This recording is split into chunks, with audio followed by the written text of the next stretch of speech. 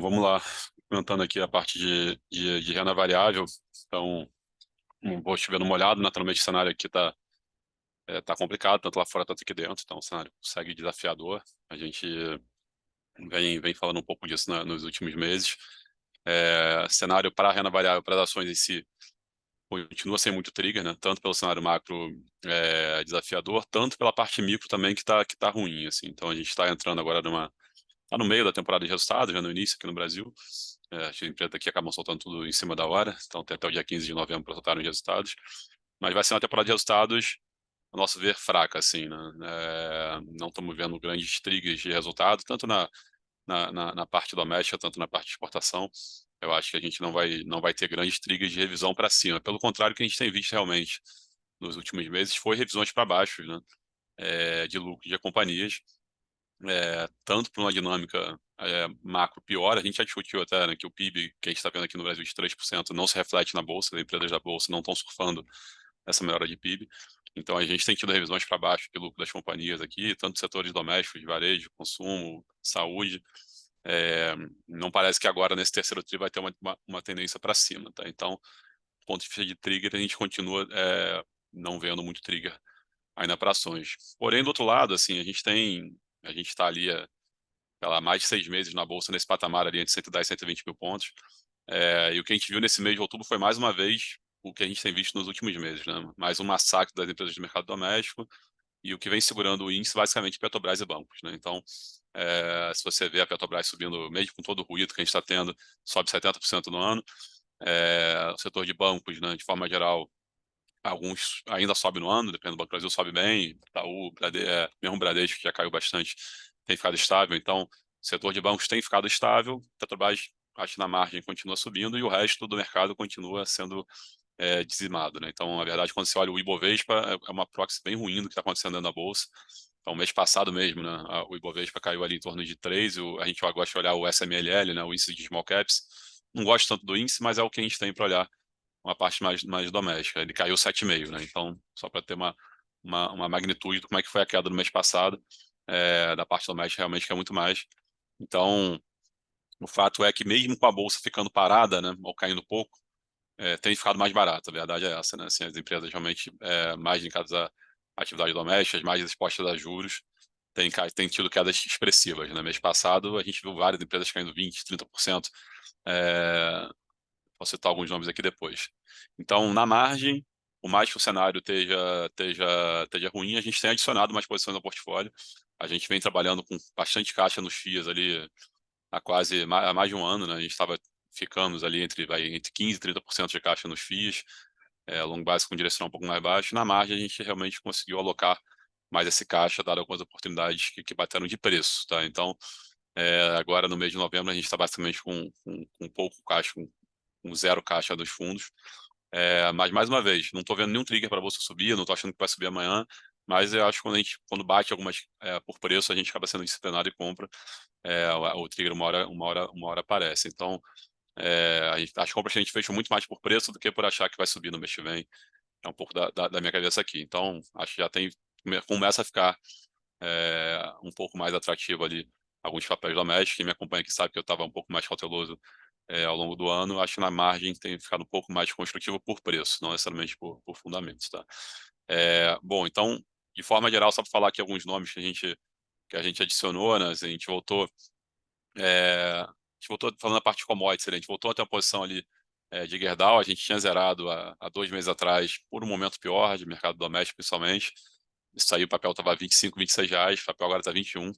Então, a posição que a gente voltou por preço. A gente acha que a dinâmica aqui doméstica ainda é bem negativa, muito altos importados chinês.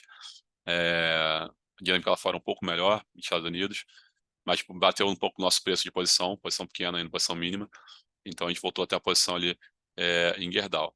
A Petrobras, né, que só para citar, mesmo com todo o ruído que teve no mês, ela ainda subiu, né? Então, vem tirando uma performance muito forte. A gente aumentou a posição ali no início do mês e mantivemos a posição média aqui no portfólio. Acho que é todo esse ruído, né, que teve de conselho e dividendo, naturalmente é ruim, não tem como defender e falar que é bom.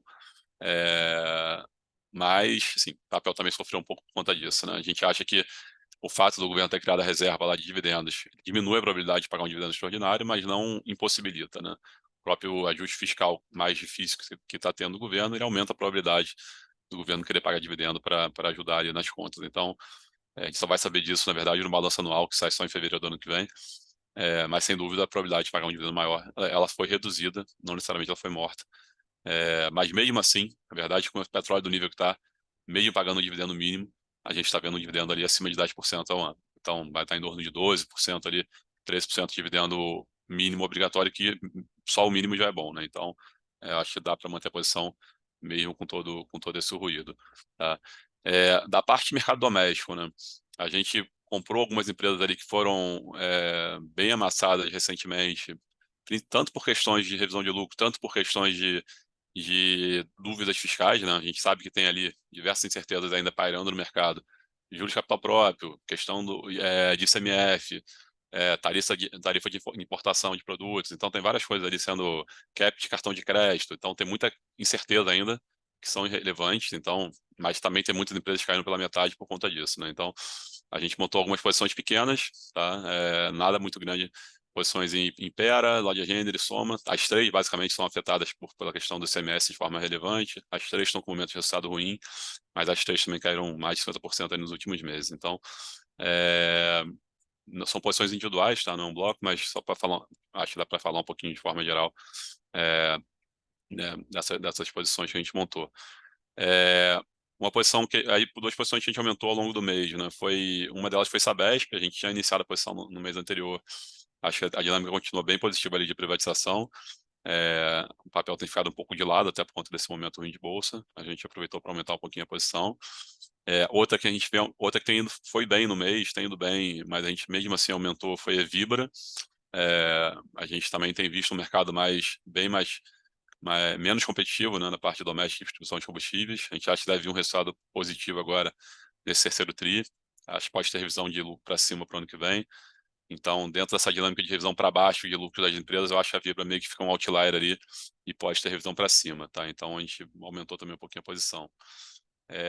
Uma outra que a gente voltou a montar recentemente, posição também pequena, é Cielo. A gente tinha zerado, o papel realmente está com um momento bem ruim de resultados, divulgou até ontem à noite. Resultado, acho que que o mercado tinha. Resultado ruim, fraco, sofrendo com competição, mas também a gente acha que tem muita coisa já no preço. Então, a gente botou uma posiçãozinha pequena. Então, essas foram algumas adições, como eu falei, nada muito grande, tudo posições individualmente pequenas, mas ajudaram ali a usar um pouco do caixa do fundo. Na parte de reduções, né, a gente reduziu um pouco da posição de Brasil Foods, reduziu pela metade, basicamente. O papel andou bem nos últimos meses, bem que naturalmente uma pressão compradora ali do Molina, que é o controlador da Marfrig, né? Então a Marfrig vem comprando ações da BRF, aumentando seu stake. Isso tem ajudado o papel a ficar bem suportado. A gente entende dos riscos também de você eventualmente ter uma fusão em algum nível não favorável, a gente sabe desses riscos.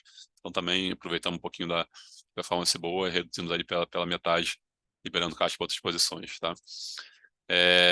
Bom, eu acho que só para finalizar aqui, uma outra posição nossa que a gente não mudou, posições muito relevantes, mas aumentamos um pouquinho, foi a Ambipar. A empresa anunciou um aumento de capital no mês passado, no finalzinho agora desse mês, concluído inclusive ontem. A empresa estava numa situação bem delicada de endividamento, a gente sabia disso já, estava bem no limite dos covenants das debêntures. A gente imaginava que pudesse ter alguma solução ou via waiver com os debenturistas, ou o que acabou acontecendo com o aumento de capital. O mercado, naturalmente, como não está para peixe, né, assim, bateu no papel, até porque é uma empresa pouco líquida, pouco coberta, difícil você arrumar a compra, né, no mercado, então o papel sofreu aí no mês, mas a gente aproveitou para aumentar a posição ali. A gente acha que, sinceramente, foi uma leitura um pouco diferente do mercado, a gente até gostou. A gente acha que tira o risco da empresa quebrar ou não cumprir com os debenturistas, e o controlador aportou ali mais de quase 70% da oferta, mais de 70%, né? Então ele garantiu ali demanda da oferta, então se alavancou mais para botar dinheiro na companhia, então a gente viu com uma aceleração boa, por mais que a empresa esteja diluindo, a gente também acompanhou a diluição, então a gente não se sentiu ali lesado e viu com oportunidade de aumentar, tá? Mas foi um papel ali que sofreu, acabou prejudicando um pouco a performance, apesar de posição pequena, caiu ali 30%, afetou bem a posição do fundo, tá? Bom, acho que é isso, gente, de novidade, bastante novidade aqui de papéis. Passar aqui pro Faustinho ali.